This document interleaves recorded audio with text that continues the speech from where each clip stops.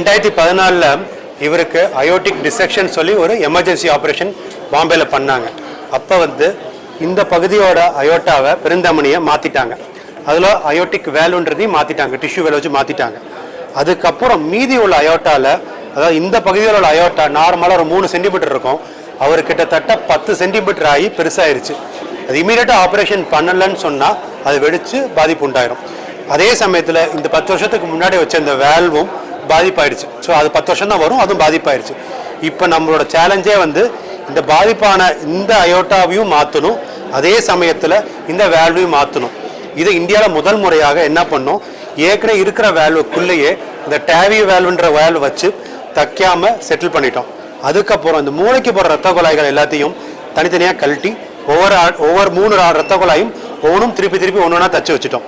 அதுக்கப்புறம் கீழே உள்ள அயோட்டாவில் ஒரு ஸ்டென்ட் மாதிரி போட்டு அந்த அயோட்டாவும் ஸ்டெபிலைஸ் பண்ணிட்டோம். இந்த 3 ஆப்ரேஷனையும் ஒரே நேரத்தில் ஃபஸ்ட் டைம் இந்தியாவில் நாங்கள் பண்ணியிருக்கோம். சிம்ஸ் ஹாஸ்பிட்டலில் பேஷண்ட் ஆப்ரேஷன் பண்ணி இப்போ 10 நாளைக்கு ஆச்சு.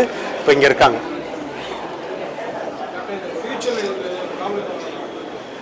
இப்போ இந்த போட்ட வேல்வு அந்த டிஷ்யூ வேல்வுன்னு சொல்கிற வேல்வு தான். அதாவது அந்த வேல்வும் 10 to 12 வருஷம் தான் வரும்.